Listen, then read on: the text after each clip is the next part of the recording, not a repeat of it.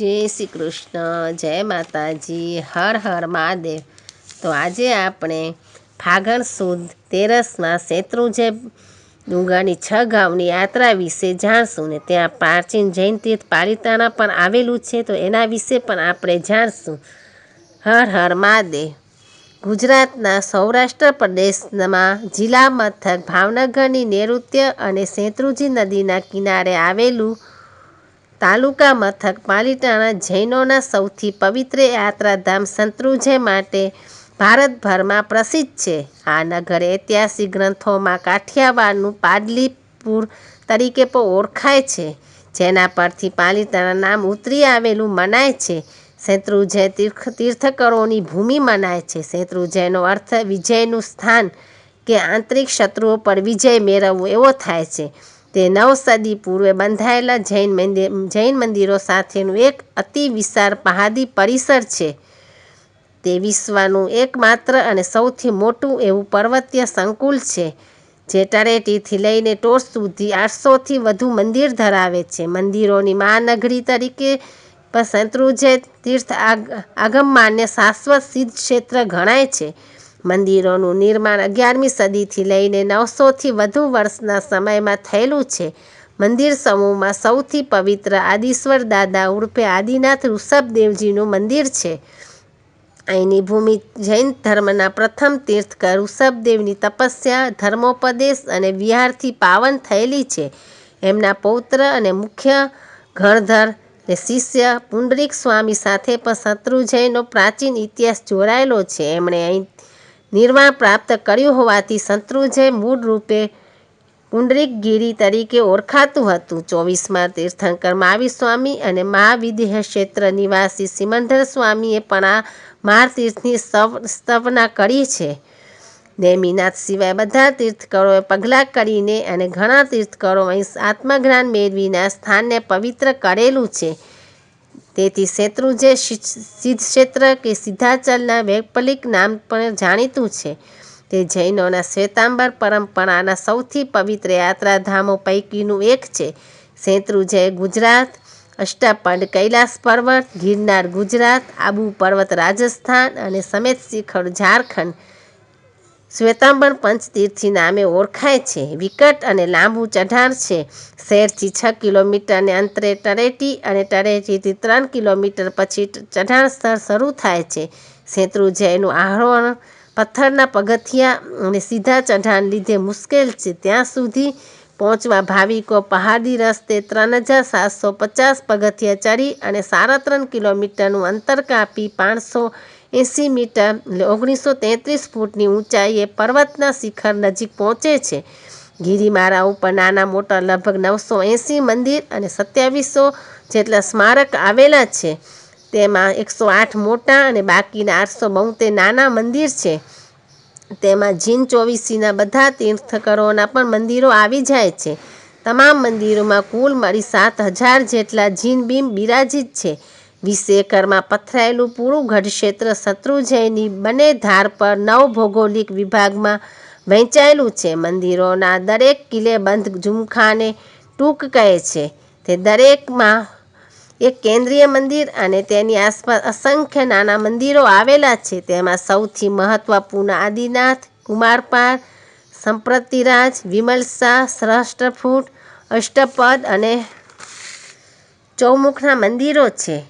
તેના જટિલ નકશીકામવાળા મંદિરો આંખ આંજી દે તેવી આભા અને શોભા ધરાવે છે। હાથીદાંતની રંગીન ઝાંખવાળા આરસના મંદિરો દિવસે સૂર્યપ્રકાશમાં ચળકતા અને રાત્રે ચંદ્રકિરણોમાં ભવ્યથી ભવ્ય દેખાય છે।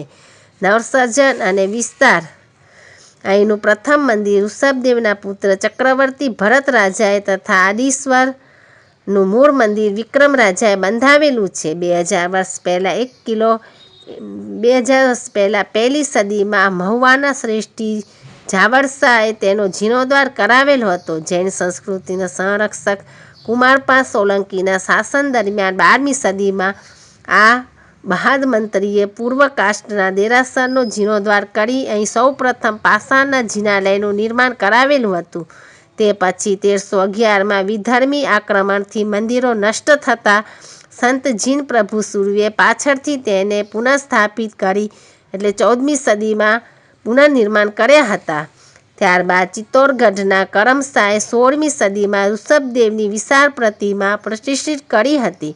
તે પછીના વીજપ્રપાત પ્રસંગે પ્રતિમાને થોડી અસર થતાં તેના ઉત્થાપન વખતે દેવી સંકેત મળતા તે સ્થગિત કરી બાજુમાં સુરતના ચારચંદ શેઠ દ્વારા સંવત 1588 સન 1532 ના વૈશાખ વદ છઠના નૂતન જીવનાલય નિર્માણ પામ્યું હતું, જે નવા આદિશ્વર મંદિર તરીકે પણ ઓળખાય છે. જૂના નવા આદિનાથના મંદિર પર્વતની ઉત્તરધારની ટોચે આવેલું અને પ્રથમ તીર્થંકર ઋષભદેવને સમર્પિત આદિનાથ મંદિર સમગ્ર પરિસરનું મુખ્ય મંદિર છે. સૌથી ભવ્ય અને સૌથી પ્રાચીન 11મી સદીમાં મંદિર છે. તે અલંકૃત સ્થાપત્ય રૂપાંકનોથી સભર છે. તેના પ્રાર્થના ખંડો શણગારેલા ભીંતચિત્રોથી સુશોભિત છે. આ મંદિરને 3 પ્રદક્ષિણા પથ છે. પ્રથમ સહસ્ર ફૂટ ગણધર ચરણો સિમંદર સ્વામીના મંદિરો, બીજા માર્ગ પર મેરુ પર્વત પરનું નવું આદિશ્વર સંવત્સરણ સમેત શિખરના મંદિરો તથા ત્રીજો પંથ અષ્ટપદ ચૌમુખ મંદિરો થઈને નીકળે છે. આદિનાથ મંદિરમાં 2.16 મીટર એટલે 7 ફૂટ 2 ઇંચ ઊંચી ઋષભદેવની સ્ફટિક ચક્ષુ ધરાવતી જૈન આરસની પદ્માસન પ્રતિમા પ્રતિષ્ઠિત છે.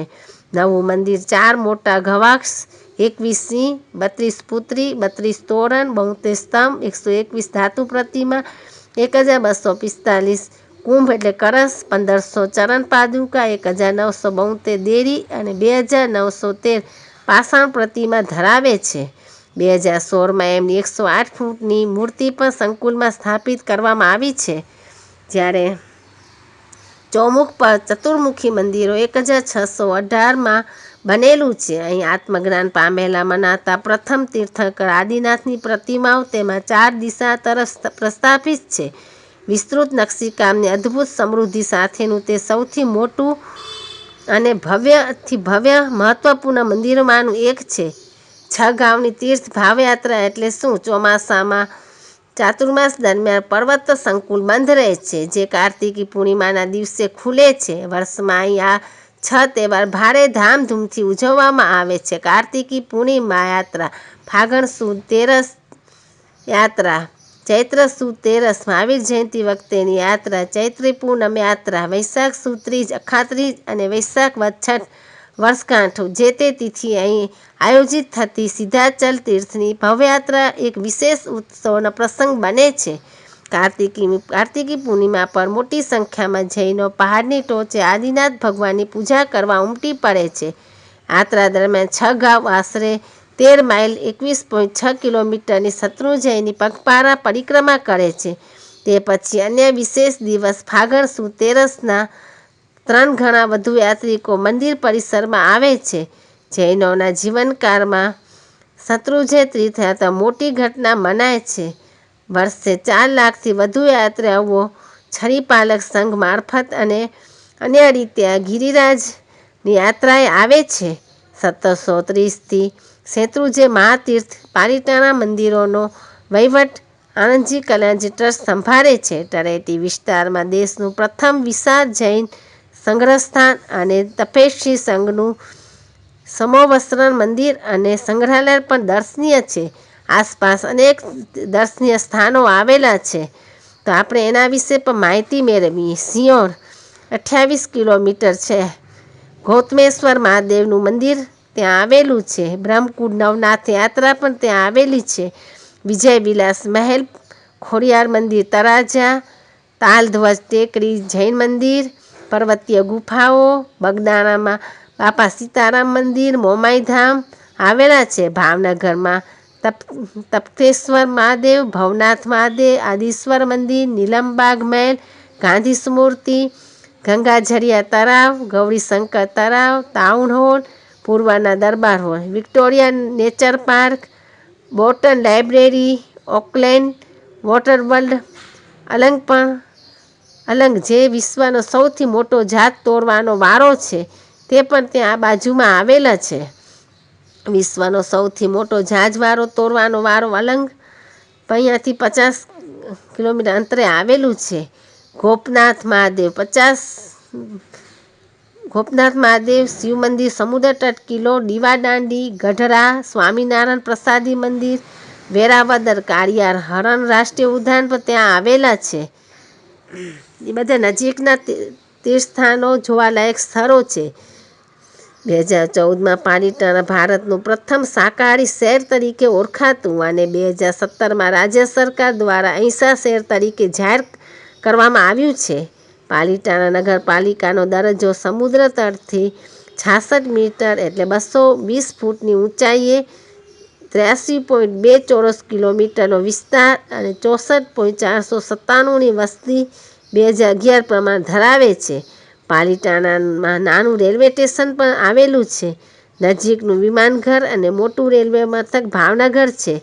શહેર અને તળેટી વિસ્તારમાં રહેવા માટે ઘણી હોટલો અને વિવિધ સમાજો, સંપ્રદાયો, સંઘો, ટ્રસ્ટોના યાત્રી ભવન પણ ત્યાં આવેલા છે. એમનું અંતર કેટલું છે તેના વિશે પણ આપણે થોડી માહિતી લઈએ. જિલ્લા મથક ભાવનગરથી 50 કિલોમીટરનું અંતરે આવેલું છે. રાજ્ય મથક ગાંધીનગરથી 230 કિલોમીટરના અંતરે આવેલું છે. રાજકોટથી 160 કિલોમીટરનું અંતર થાય છે. અમદાવાદથી 205 કિલોમીટર અંતર થાય છે. જામનગરથી 250 કિલોમીટરનું અંતર થાય છે. સોમનાથથી 270 કિલોમીટરનું અંતર થાય છે. વડોદરાથી 285 કિલોમીટરનું અંતર થાય છે. પાવાગઢથી 330 કિલોમીટર જેટલું અંતર થાય છે. અંબાજીથી 380 કિલોમીટર જેટલું અંતર થાય છે. દ્વારકાથી ભુજથી 390 કિલોમીટરનું અંતર થાય છે. જૂનાગઢથી 430 કિલોમીટર અંતર થાય છે. મુંબઈથી 655 કિલોમીટરનું અંતર થાય છે. જ્યારે દિલ્હીથી 1150 કિલોમીટરનું અંતર થાય છે. તો આ હતી આપણી શેત્રુંજય ડુંગર વિશેની માહિતી, તેમ પાલિતાણા તીર્થ વિશેની માહિતી. હર હર મહાદેવ, હર હર મહાદેવ. ઓમ નમઃ શિવાય, ઓમ નમઃ શિવાય, ઓમ નમઃ શિવાય.